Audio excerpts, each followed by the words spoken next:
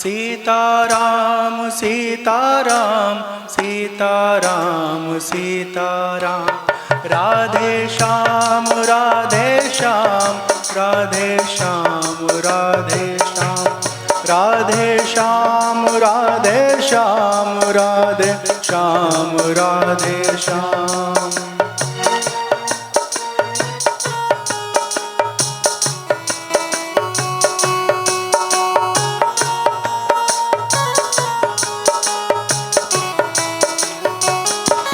सीताराम सीताराम सीताराम सीताराम। राधे श्याम राधे श्याम राधे श्याम राधे श्याम।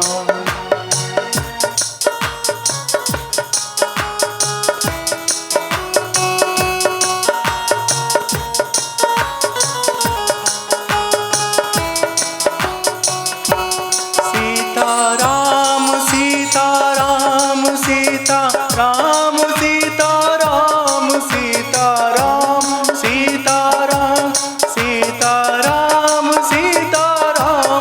राधे श्याम राधे श्याम राधे श्याम राधे श्याम। राधे श्याम राधे श्याम राधे श्याम राधे श्याम।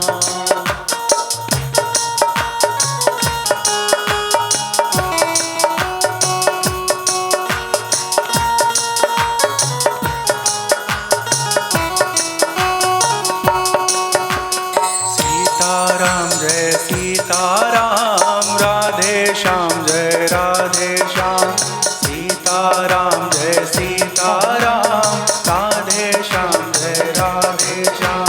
सीताराम जय सीताराम राधे श्याम जय राधे श्याम। सीताराम जय सीताराम राधे श्याम जय राधे श्याम। सीताराम जय सीताराम राधे श्याम जय राधे श्याम। सीताराम सीताराम सीताराम सीताराम सीताराम सीताराम सीताराम सीताराम। राधे श्याम राधे श्याम राधे श्याम राधे श्याम। राधे श्याम राधे श्याम राधे श्याम राधे श्याम। जय सिया राम जय जय सिया राम जय जय सिया राम जय जय सिया राम। जय सिया राम जय जय सिया राम जय जय सिया राम जय जय सिया राम। जय सिया राम जय जय सिया राम जय जय सिया राम जय जय सिया राम। जय सिया राम जय जय सिया राम जय जय सिया राम जय जय सिया राम। जय सिया राम जय जय सिया राम जय जय सिया राम जय जय सिया राम। जय सिया राम जय जय सिया राम जय जय सिया राम जय जय सिया राम।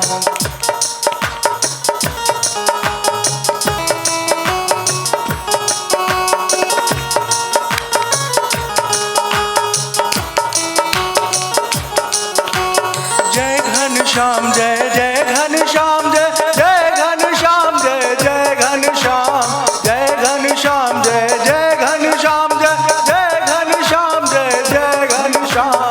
जय सिया राम जय जय सिया राम जय जय सिया राम जय जय सिया राम। जय सिया राम जय जय सिया राम जय जय सिया राम जय जय सिया राम। जय सिया राम जय जय सिया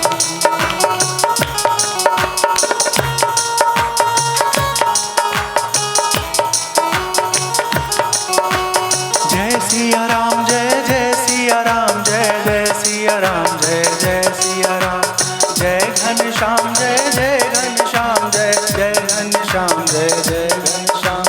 जय सिया राम जय जय सिया राम जय जय सिया राम जय जय सिया राम। जय घनश्याम जय जय घनश्याम जय जय घनश्याम जय जय घनश्याम। जय सिया राम जय जय सिया राम जय जय सिया राम जय जय सिया राम। जय घनश्याम जय जय घनश्याम जय जय घनश्याम जय जय घनश्याम। जय सिया राम जय जय सिया राम जय जय सिया राम।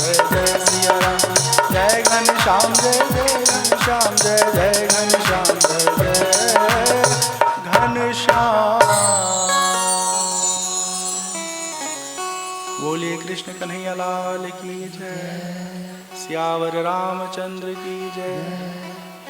वेद व्यास महाराज की जय। सुखदेव जी भगवान की जय। जय जय सीताराम। जय जय राधे श्याम। हम सबका परम सौभाग्य है, श्रीमद् भागवत कथा के 7वें दिन हम सब उपस्थित हैं, अपने जीवन को भगवान की कथा में लगाए हुए हैं। अपने जीवन के परम लक्ष्य को इस जीवन यात्रा में प्राप्त कर लें, यही हम सबकी सबसे बड़ी कोशिश होनी चाहिए। एकादश स्कंद में आज हम सब सुनेंगे कि किस तरह से भगवान कृष्ण स्वयं अपने वंश का नाश करते हैं। भगवान श्री कृष्ण के पिता श्री का देवर्षि नारद जी से मिलना होता है और देवर्षि नारद ज्ञान का जो सार तत्व है वो समझाते हैं, बताते हैं, समझाते हैं। सब लोग ध्यान से सुने।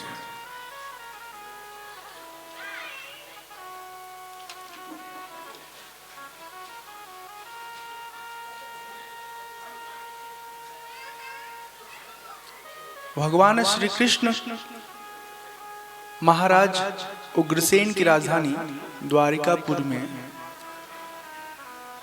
वसुदेव जी के घर जो यादव लोग हैं वो बहुत बलवान हो गए हैं, और बल आने के बाद हमारी जो बुद्धि है ना अक्सर बिगड़ जाती है।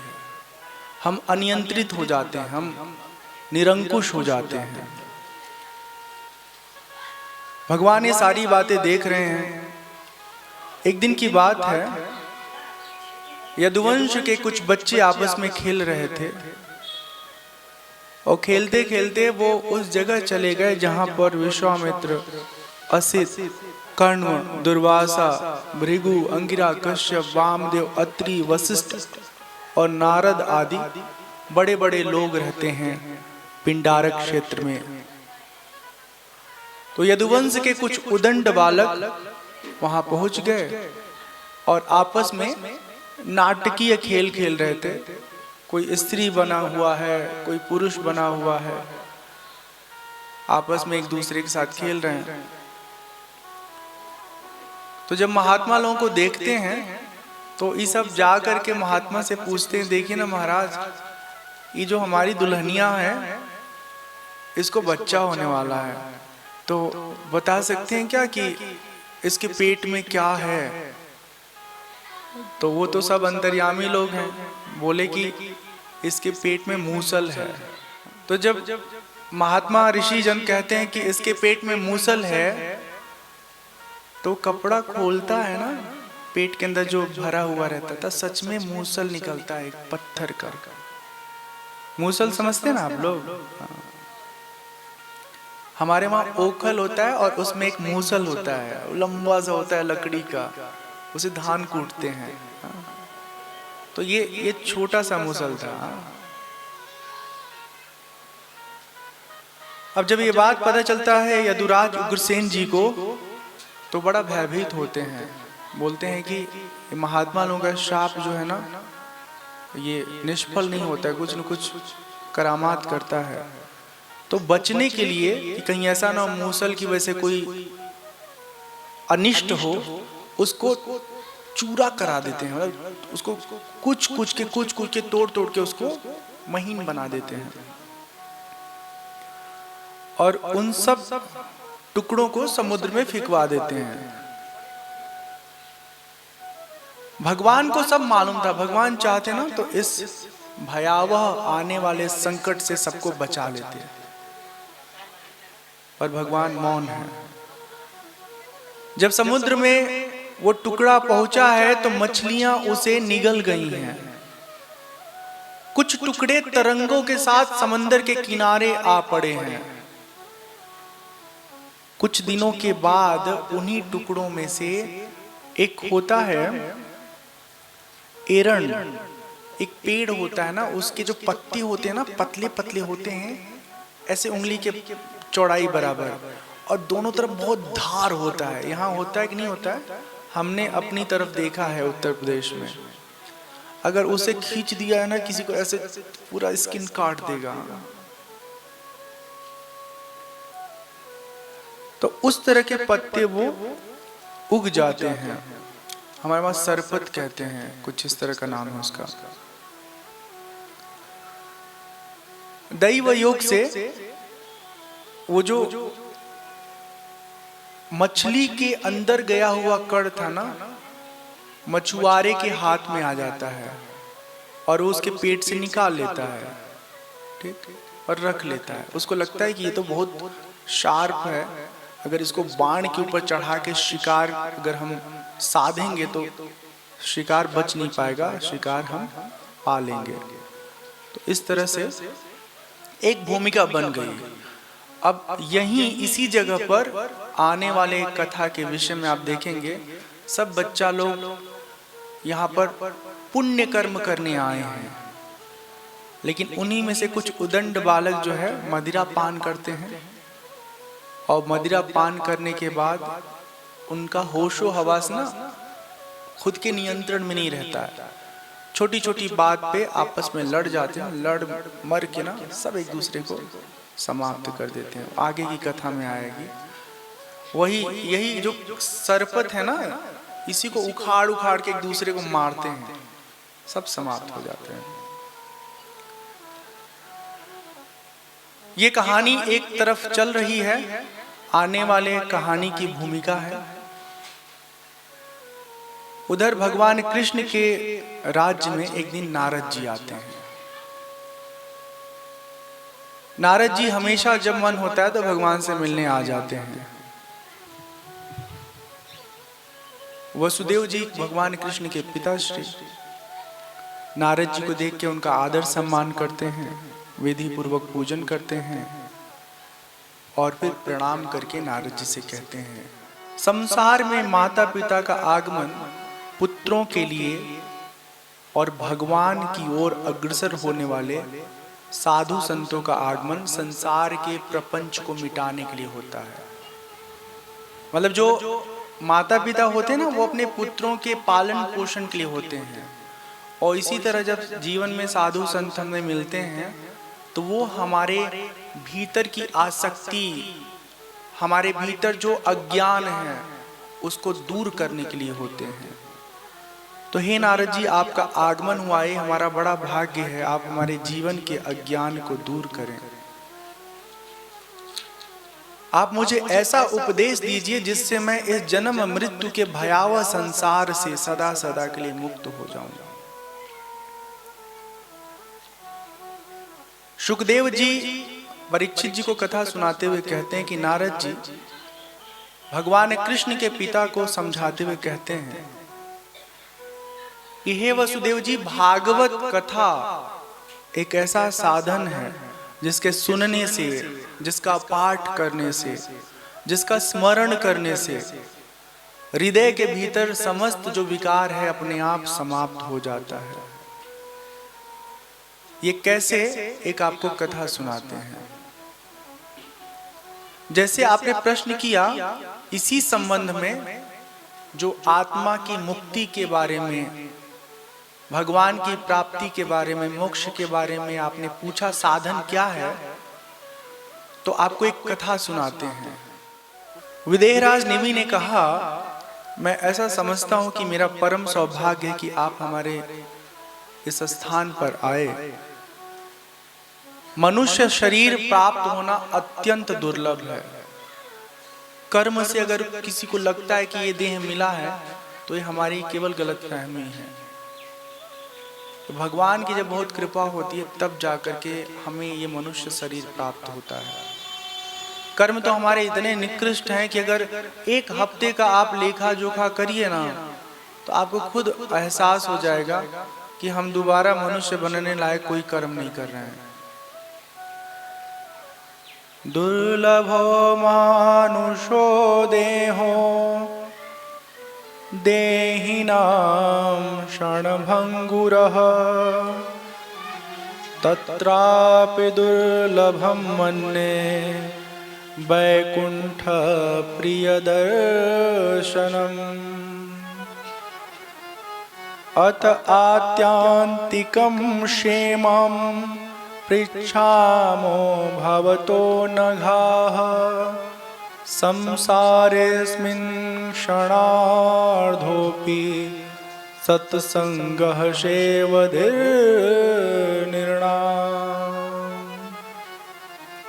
प्रति क्षण मनुष्य का जीवन संकट से घिरा हुआ है, भय सिर पर सवार है, नहीं पता कि कब किसका जीवन समाप्त हो जाए। ऐसी बहुत सारी घटनाएं हम देख चुके हैं कि मिले और पता चला कि अगले ही दिन पता चला वो नहीं है।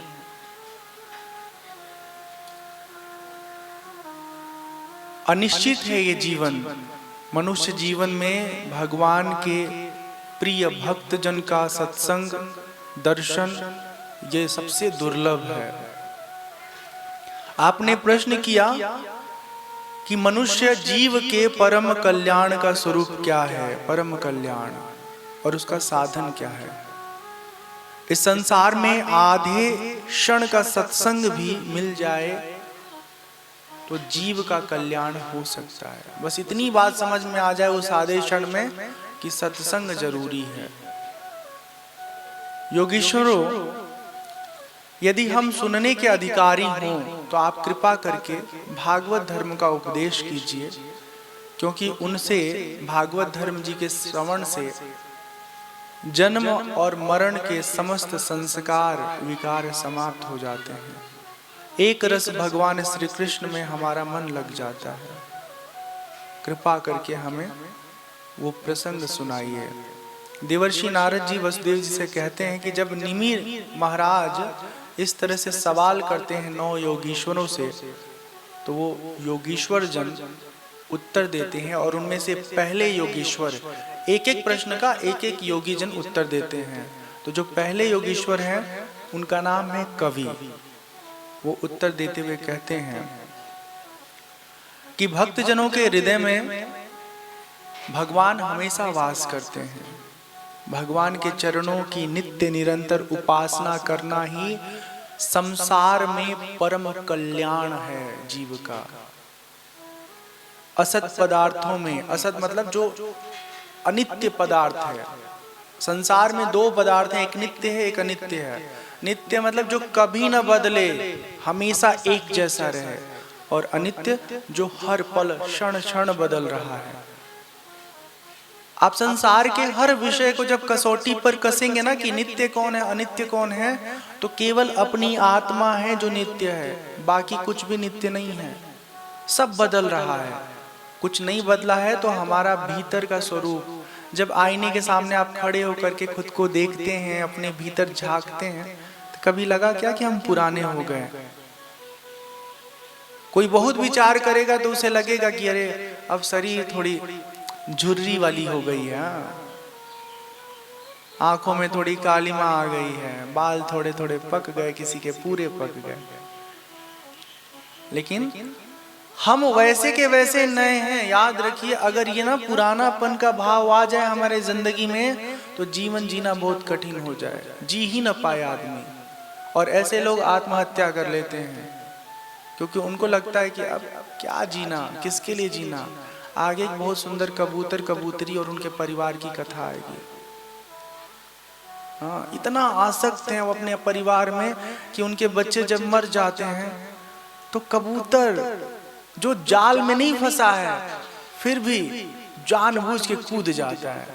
अब जैसे किसी के जीवन में पति पत्नी है, किन्हीं कारणों से पति या पत्नी का साथ शरीर छूट गया, मतलब वो इस दुनिया में अब नहीं रहे। कुछ लोग तो बहुत समझदार होते हैं, अपने आप को समझा लेते हैं, बची हुई जिंदगी जी लेते हैं। पर कुछ लोग इतने आसक्त होते हैं कि उसी स्मृति में पड़े रहते हैं, रोगी की तरह जिंदगी जीते हैं। तो ऐसा नहीं होना है। ये मिलना बिछड़ना, ये सब लाभ हानि हमारे कर्म के परिणाम स्वरूप तय है। जब तक जिसका साथ जीवन में लिखा है तब तक उसके साथ रहिए, और अगर उसका साथ छूट जाए तो बची हुई जिंदगी में हरि भजन हरि भक्ति करिए। हाँ, उनके गम में खो करके अपनी जिंदगी का सत्यानाश न करिए।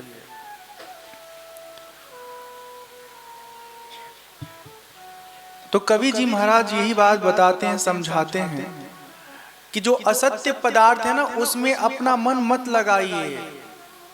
ये पाले ये पाले ये पाले, उसी पाने के चक्कर में पूरा उम्र बीत गया।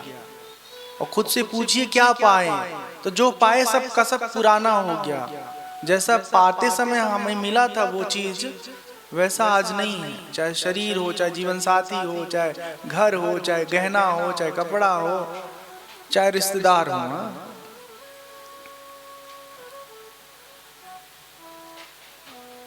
सुगमता से भगवान प्राप्त हो जाते हैं, लेकिन उसके लिए जरूरी है कि हम संसार से मन हटा के भगवान की तरफ लगाएं।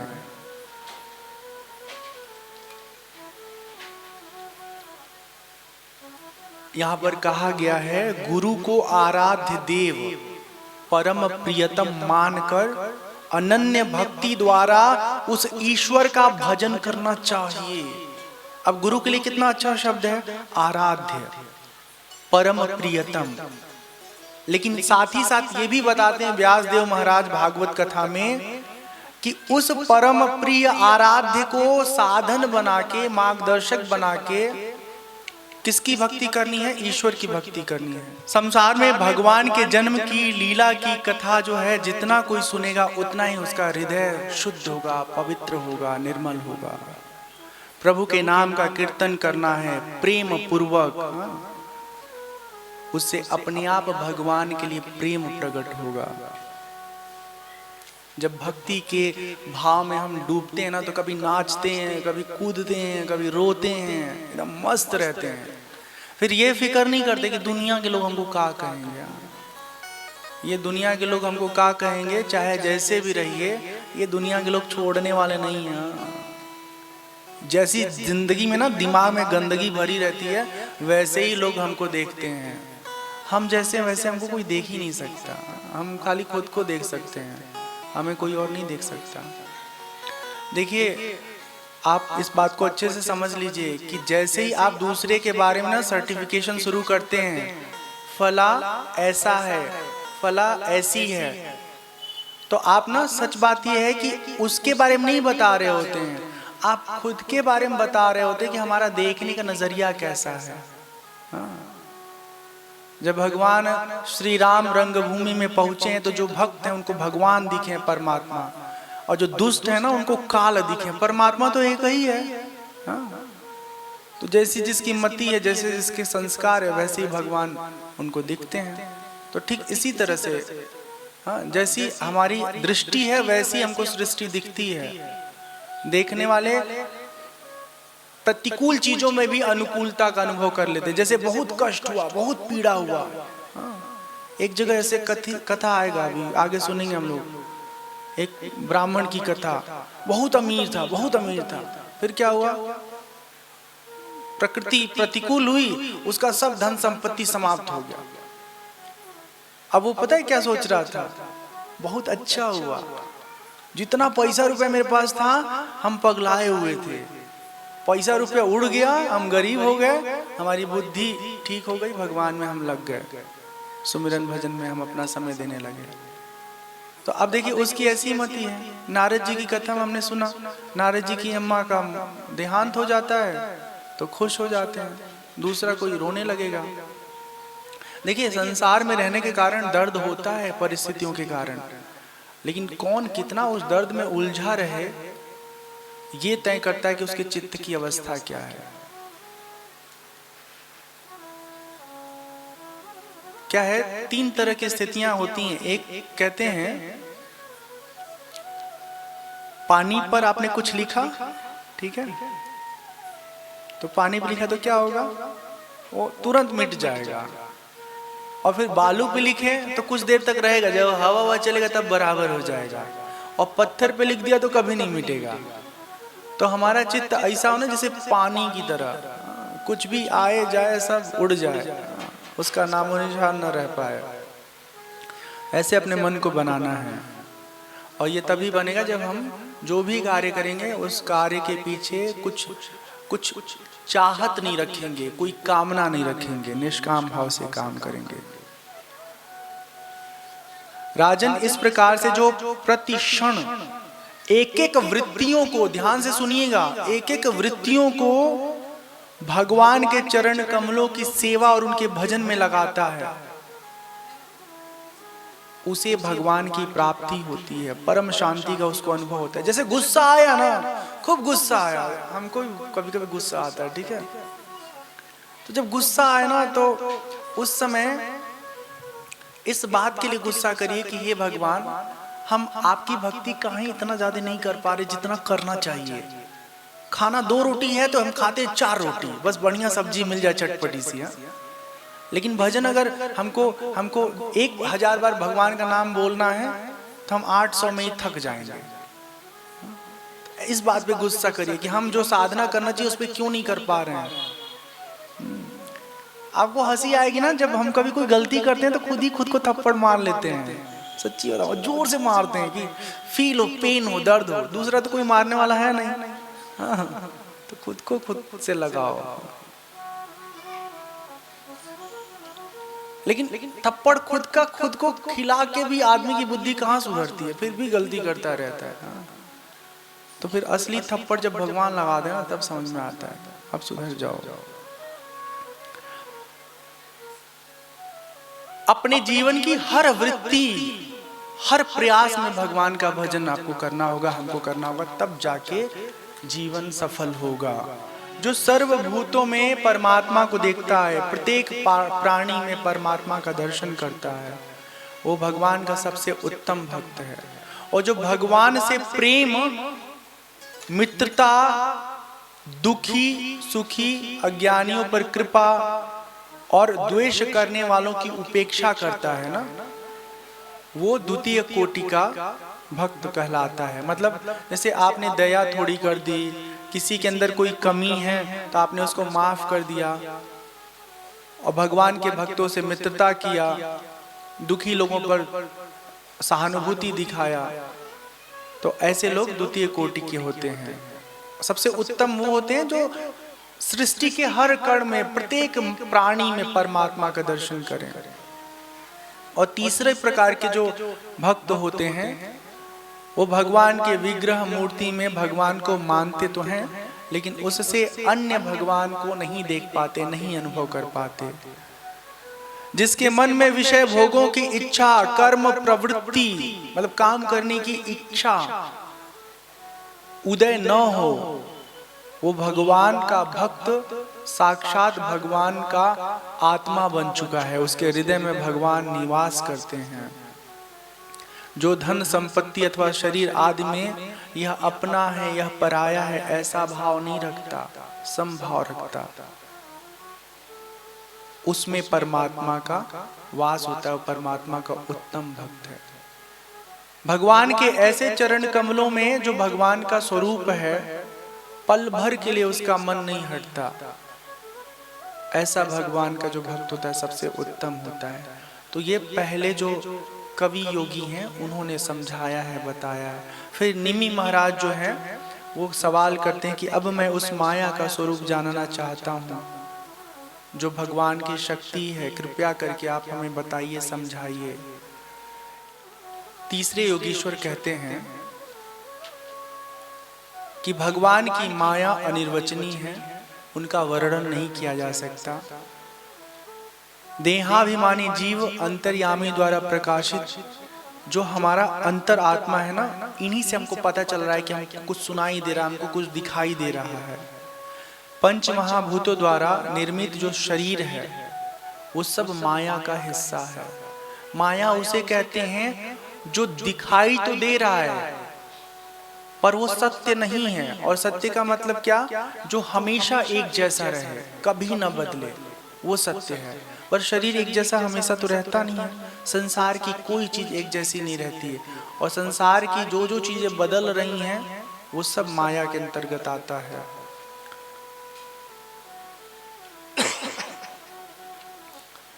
दूसरे योगीश्वर हरि हैं, वो बताते हैं कि भगवान को अपने आत्मा में स्थित करके उनको जो देखता है वो सबसे अच्छा भक्त होता है। निमि महाराज पूछते हैं भगवत भक्त का लक्षण क्या है? तो यहीं पर बताया गया था 3 प्रकार के भक्तों का वर्णन, कि जो भगवान को सर्वात्म में देखता है वो भगवान का सबसे उत्तम भक्त है। जो उपाधि को देख करके, व्यवहार को देख करके किसी के साथ दया भाव रखता है, किसी पर कृपा करता है, किसी की उपेक्षा करता है, वो द्वितीय कोटि का। और तृतीय कोटि का जो केवल मंदिर में भगवान को देख पाता है, अन्यत्र नहीं देख पाता है। अब चौथे निमि महाराज पूछते हैं कि भगवान की माया को पार करना कैसे संभव है? तो योगीश्वर प्रबुद्ध हैं चौथे योगी, ये कहते हैं कि राजन, ये जो संबंध है ना, ये व्यक्ति को कमजोर कर देता है। स्त्री पुरुष का जो संबंध है, संसार में मनुष्य की सुख प्राप्ति की जो कामना है कि ये चीज हासिल कर लें, ये खरीद लें, ये घर में लेते हैं तो सुख मिल जाएगा, ये केवल गलतफहमी है। मरने के बाद होने वाले लोक परलोकों में भी उसे सुख नहीं मिलता है। तो इसलिए दूसरे के अंदर का दोष देखने की प्रवृत्ति है, उसका त्याग करके और हर पल ईश्वर आश्रय में रहना चाहिए। ये चौथे जो योगीश्वर प्रबुद्ध हैं वो ज्ञान देते हैं। निमि महाराज पूछते हैं कि आप लोग तो परमात्मा के वास्तविक स्वरूप को जानने वाले हैं, तो कृपा करके उनका स्वरूप क्या है हमें बताइए, हमें समझाइए। 5वें योगीश्वर पिप्पलायन जी कहते हैं, राजन, इस संसार की उत्पत्ति स्थिति प्रलय सब परमात्मा के अधीन है। उत्पत्ति सृजन करने वाला, संहार करने वाला और पालन पोषण करने वाला परमात्मा है। परमात्मा संसार से अलग नहीं है। जैसे चिंगारी का कोई अस्तित्व तो नहीं होता है ना, कोई अस्तित्व होता है? नहीं होता है। पर आग का बहुत बड़ा अस्तित्व होता है। तो जब भगवान की भक्ति रूपी आग हमारे हृदय में लगती है तो हमें भगवान का अनुभव होता है। तो भक्ति करते रहना चाहिए। भक्ति की अग्नि ही समस्त हमारे दोषों को नष्ट करती है, चित्त शुद्ध करती है, आत्म तत्व का साक्षात्कार कराती है। हमारे नेत्रों में जो विकार है, देखने की दृष्टि में जो दोष है, वो सब समाप्त करती है भक्ति की अग्नि। निमि महाराज पूछते हैं एक अन्य सवाल, आप लोग हमें कर्मयोग का उपदेश कीजिए ताकि हम कर्म में जो गलती करते हैं उससे बच सकें। तो छठे योगीश्वर अविर्होत्र जी कहते हैं, राजन, 3 प्रकार के कर्म होते हैं, बहुत अच्छे से सुनिएगा आप लोग। एक शास्त्र विहित, जिनका उल्लेख है शास्त्रों में कि ये काम करना चाहिए, तो वो कर्म कहलाए हैं।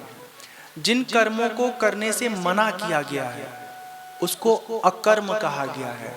अकर्म इसलिए कि उसके करने से आपको कुछ मिलेगा नहीं, बदले में एक पाप बनेगा, एक गलत संस्कार बनेगा। और एक कर्म है विकर्म, जो कर्म कहा गया है मत करो, उसको करना, ये विकर्म के श्रेणी में आता है। तो अब कौन सा कर्म करना चाहिए, कौन सा नहीं करना चाहिए, इसे जानने के लिए कहीं दूर मत जाइए। यहाँ पर उल्लेख आता है कि जो अंतर आत्मा हमारी है ना, ये सबको समझाती रहती है, ये करना है, ये नहीं करना है।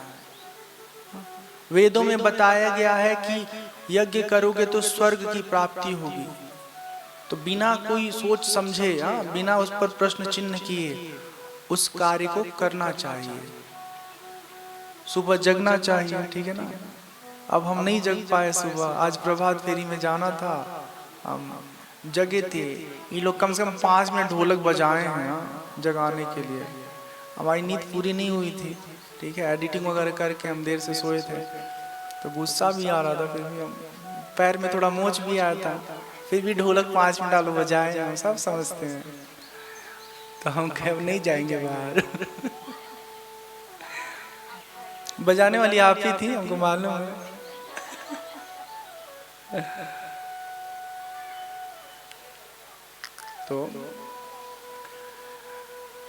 तो हम सबको मालूम है क्या करना है क्या नहीं करना, अलग से बताने की जरूरत नहीं है। आत्मा जिन चीजों के लिए कहे मत करो, मत करिए, हाँ? और जिन चीजों के लिए आत्मा आपकी सहमति दे उन चीजों को करिए। निमि महाराज ने पूछा एक अन्य सवाल कि भक्तों की भक्ति के वश में होकर अनेक प्रकार के अवतार ग्रहण करते हैं परमात्मा, कौन कौन सी लीला किए, कृपा करके हमें बताइए। सातवें योगेश्वर द्रुमल जी कहते हैं भगवान अनंत हैं, उनके गुण भी अनंत हैं। यह तय करना कि उनकी लीलाएं, उनका अवतार कितना है, बहुत कठिन है। गिन पाना बहुत कठिन है, बहुत कठिन है। भगवान विष्णु ने अपने स्वरूप में एक रस स्थित रहते हुए संपूर्ण जगत के लिए अनेक अवतार लिए, जिनमें से कुछ अवतार यहाँ पर बताए जा रहे हैं।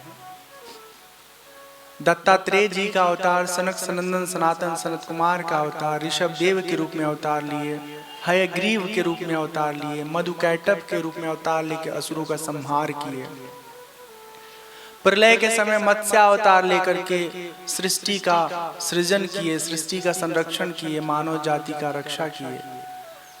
आगे मनु सत्यव्रत के रूप में अवतार लिए, वाराह अवतार लिए, फिर हिरण्याक्ष का संहार करने के लिए कूर्मा अवतार लिए, फिर हिरण्यकशिपु को संहार करने के लिए नरसिम्हा अवतार लिए, गजेंद्र को मुक्त करने के लिए भगवान हरि रूप में अवतार लिए। ऐसे बहुत सारे अवतारों का वर्णन आता है। फिर आगे बलि के अत्याचारों से मुक्त करने के लिए भगवान वामन अवतार लिए, परशुराम के रूप में अवतार लिए, फिर त्रेता काल में राम जी के रूप में अवतार लिए, द्वापर में भगवान श्री कृष्ण के रूप में अवतार लिए, कलयुग के अंत में कल के रूप में अवतार भगवान का होगा। कब होगा हम लोग देख पाएंगे कि नहीं देख पाएंगे, वो हरि जाने। निमि महाराज योगीश्वरों से कहते हैं आप लोग तो श्रेष्ठ हैं, जिनकी कामनाएं शांत नहीं हुई हैं, जो प्रायः भगवान का भजन नहीं करते, ऐसे लोगों की क्या गति है। तो आठवें योगीश्वर चमस जी ने कहा है सत्व प्रधान ब्राह्मण और रजस प्रधान क्षत्रिय, वैश्य भगवान के चरणों से, और तम प्रधान शूद्र। मतलब सत्व प्रधान ब्राह्मण होता है, रज प्रधान जो है क्षत्रिय होता है, और रज तम का सम्मिश्रण वैश्य होता है जो पैसा कमाते हैं लोग, और तम प्रधान जो है शूद्र है। ये सब भगवान के स्वयं स्वरूप से उत्पन्न हुए लोग हैं।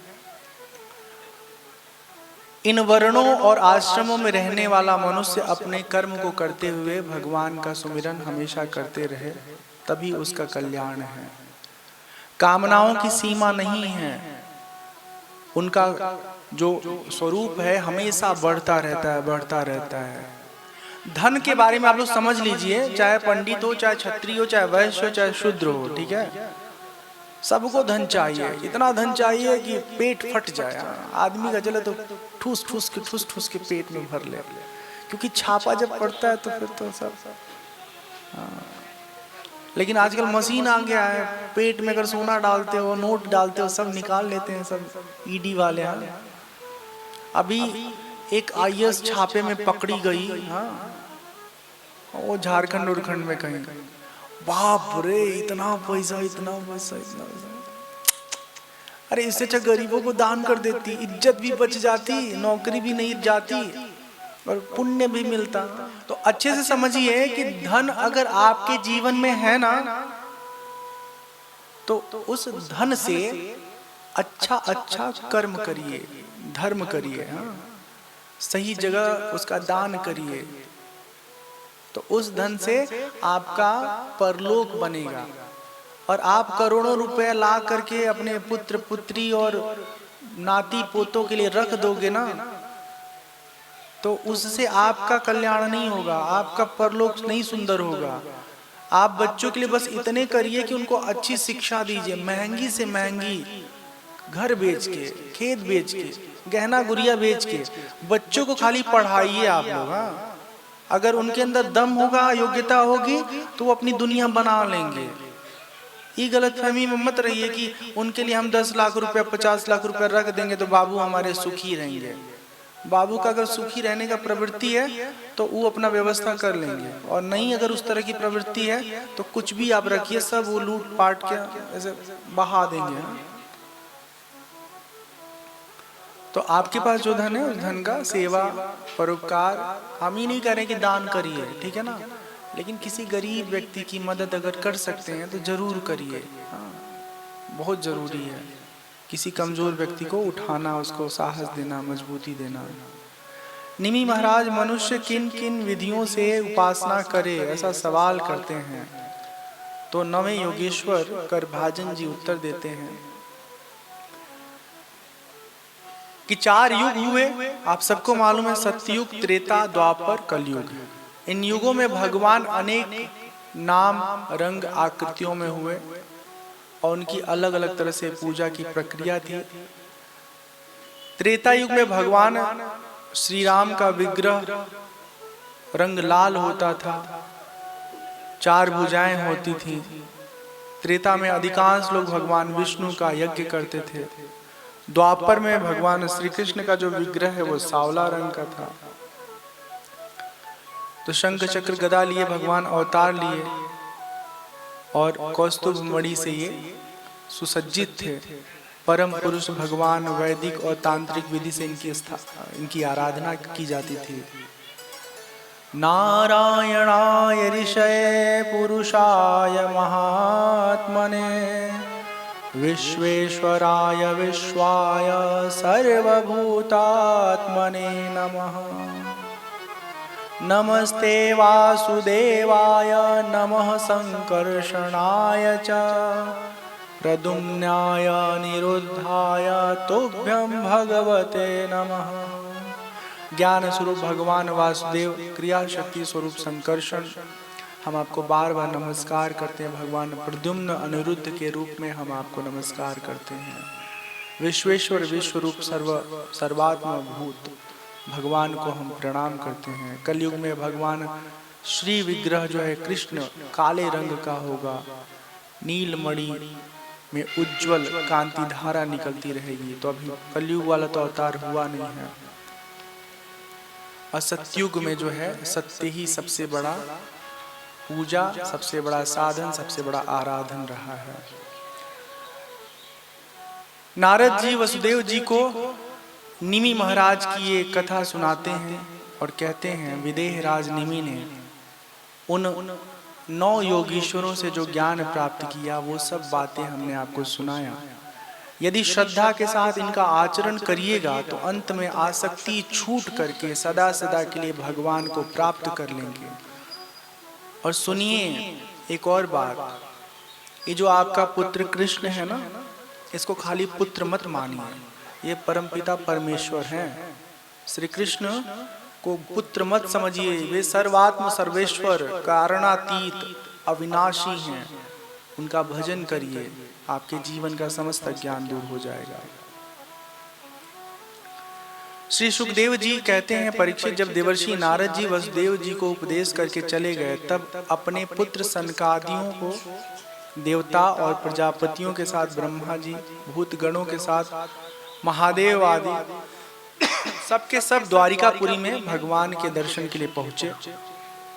देवताओं ने प्रार्थना की कि प्रभु बहुत समय से आप पृथ्वी पर हैं, अब अपने धाम को लौटिए, हम पे बड़ी कृपा होगी, आपके बिना पूरा राज्य सूना है, तो अब विलंब न करिए।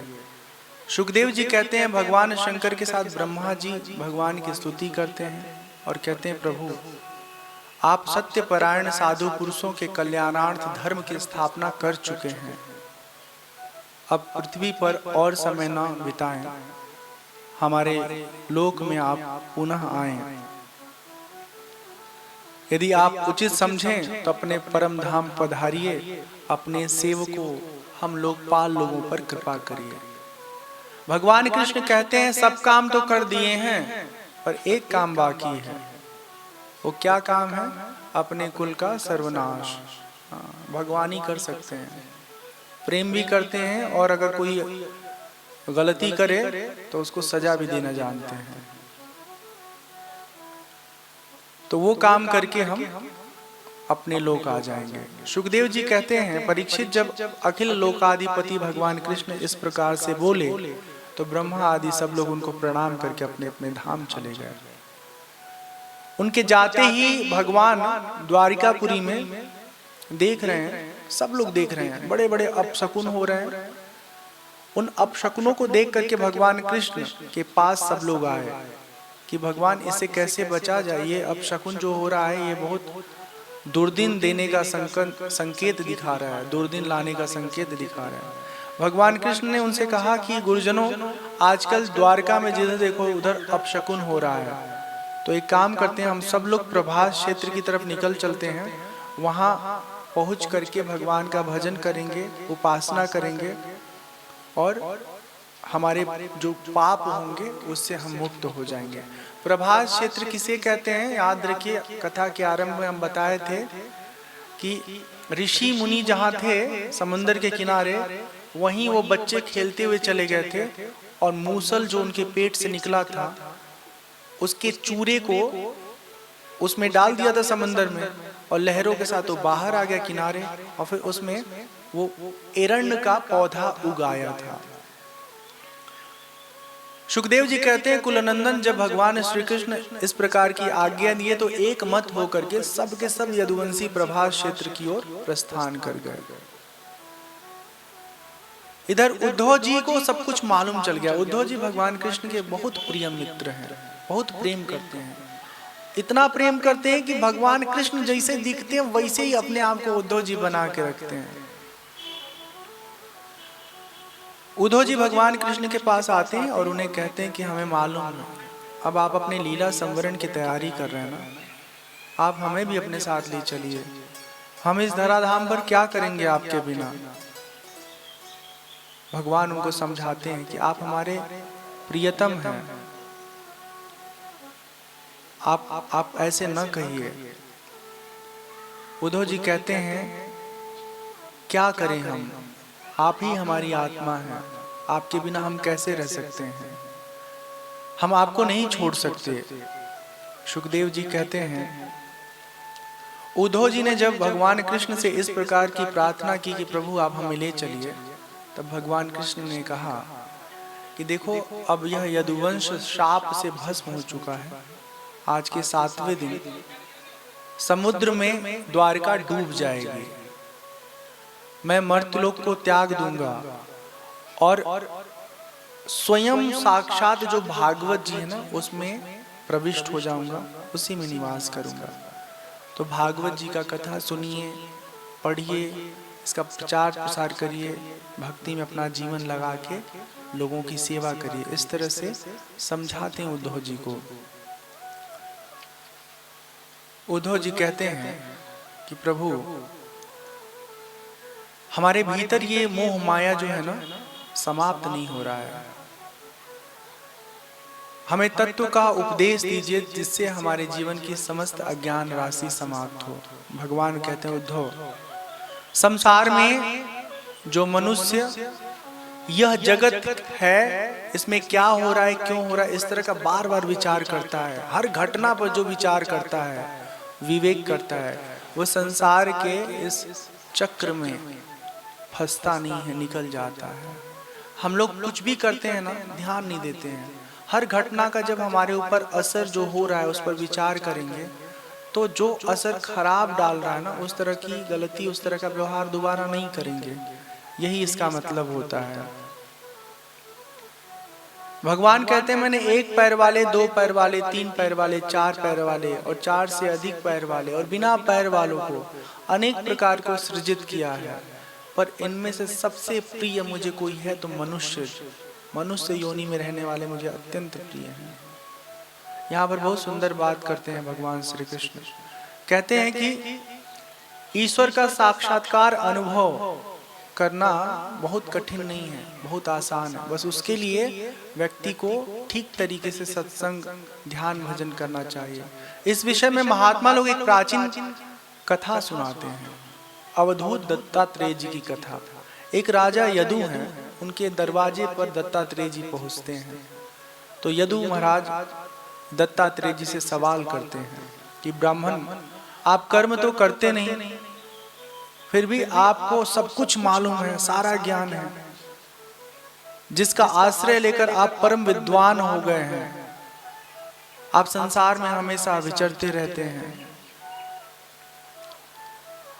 आप हम पे कृपा करके जो आपके अमृत वचन टपक रहे ना, हमारे जीवन के अज्ञान को दूर कर दीजिए। आप पुत्र स्त्री धन आदि संसार के स्पर्श से मुक्त हैं, रहित हैं। आप सदा सर्वदा अपने स्वरूप में स्थित रहते हैं। हम आपसे पूछना चाहते हैं कि आपको अपने आत्मा में ही ऐसा जो आनंद मिल रहा है, जिसको बोला नहीं जा सकता, जिसको अनिर्वचनीय कहते हैं, परमानंद, परमात्मानंद, हाँ, कैसे अनुभव होगा हमको कृपा करके बताइए। आज की जो कथा है ना, बहुत गूढ़ कथा है। मिलता है सच्चा सुख केवल भगवान तुम्हारे चरणों में, मिलता है सच्चा सुख केवल भगवान तुम्हारे चरणों में। यह विनती है पल पल छिन की, रहे ध्यान तुम्हारे चरणों में। मिलता है सच्चा सुख केवल भगवान तुम्हारे चरणों में।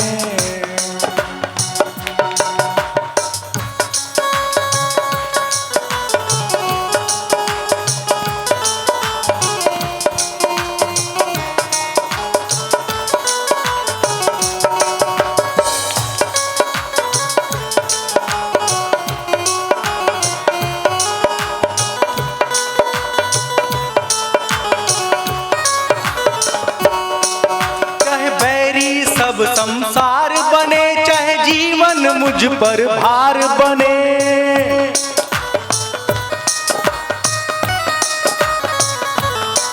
चाहे बैरी सब संसार बने, चाहे जीवन मुझ पर भार बने, चाहे मौत गले का हार बने, रहे ध्यान तुम्हारे चरणों में। मिलता है सच्चा सुख केवल भगवान तुम्हारे चरणों में। मिलता है सच्चा सुख केवल भगवान तुम्हारे चरणों में। यह विनती है पल पल छिन की, रहे ध्यान तुम्हारे चरणों में।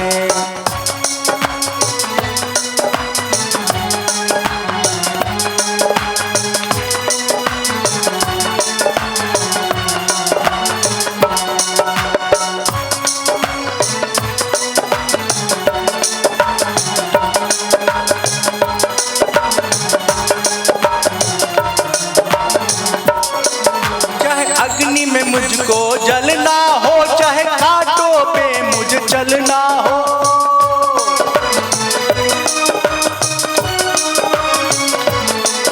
चाहे छोड़ के देश निकलना हो, रहे ध्यान तुम्हारे चरणों में। चाहे छोड़ के देश निकलना हो, रहे ध्यान तुम्हारे चरणों में।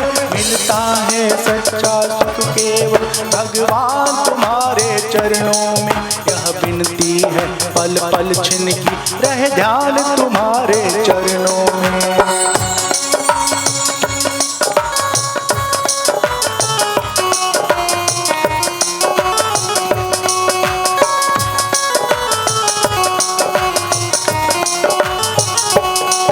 चाहे संकट ने मुझे घेरा हो, चाहे चारों ओर अंधेरा हो,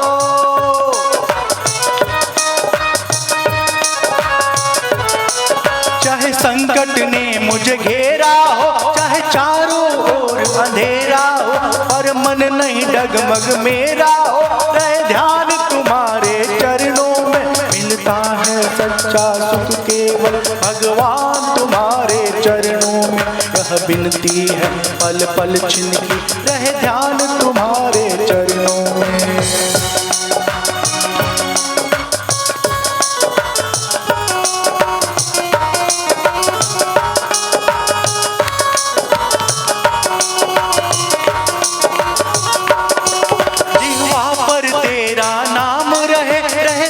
सुबह और शाम रहे,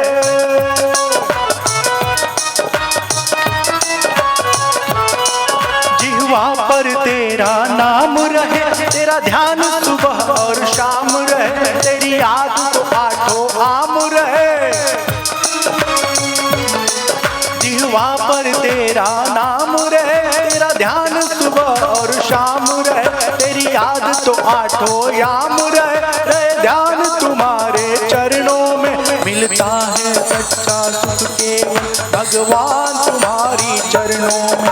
यह विनती है पल पल छिन की रहे ध्यान तुम्हारे चरणों में। यह विनती है पल पल छिन की रहे ध्यान तुम्हारे चरणों में। यह विनती है पल पल छिन की रहे ध्यान तुम्हारे चरणों में।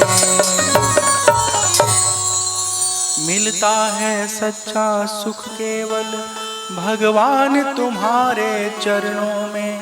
यह विनती है पल पल छिन की रहे ध्यान तुम्हारे चरणों में। चाहे बैरी सब संसार बने, चाहे जीवन मुझ पर भार बने, चाहे मौत गले का हार बने, रहे ध्यान तुम्हारे चरणों में। चाहे अग्नि में मुझको जलना हो, चाहे कांटों पे मुझे चलना हो, चाहे छोड़ के देश निकलना हो, रहे ध्यान तुम्हारे चरणों में। चाहे संकट ने मुझे घेरा हो, चाहे चारों ओर अंधेरा हो, पर मन नहीं डगमग मेरा हो, रहे ध्यान तुम्हारे चरणों में। जिह्वा पर तेरा नाम रहे, तेरा ध्यान सुबह और शाम रहे, तेरी याद तो आठों याम रहे ध्यान तुम्हारे चरणों में। रहे ध्यान तुम्हारे चरणों में, रहे ध्यान तुम्हारे चरणों में। बहुत सुंदर है। हम इसलिए इसको अलग से बोल के सुना है ना, बिना तबले के लास्ट में, कि कई बार ना हमको जब भजन सुनने को मिलता है ना, ऐसे खो जाते हैं ना कि शब्द का मतलब क्या है, वो दिमाग से फिसल जाता है ना। तो कभी कभी बिना तबला और हारमोनियम के भी वो बजा अपना कीर्तन कर रहे हैं, सबका अपना आनंद है, ठीक है। तो यहाँ पर भगवान कृष्ण उद्धव जी को बताते हैं कि हमारे पूर्वज यदु हैं, उनकी बुद्धि बड़ी शुद्ध थी, उनके हृदय में ब्राह्मण की बड़ी भक्ति थी, ब्राह्मणों के प्रति बड़े वो श्रद्धावान थे। उन्होंने एक दिन ऐसा अवसर पाया कि उनके वहाँ दत्तात्रेय जी का आगमन हुआ। दत्तात्रेय जी ने जब वहाँ पर अपना दर्शन दिया तो उनका आदर सत्कार करके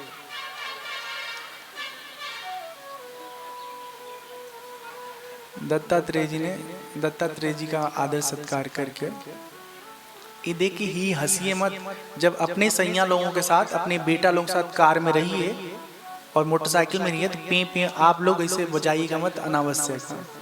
हाँ, इसी का ना कल ही बताए थे हम आपसे। अपने तो पे बजाएंगे, दूसरे का कपार खाएंगे। बजाने से सीटी थोड़े ना वो ट्रैफिक जो जाम क्लियर हो जाएगा, वो अपने आप समय पे क्लियर होगा। दत्तात्रेय जी जब यदु जी के घर पहुंचते हैं तो ब्रह्मवेत्ता दत्तात्रेय जी ने कहा,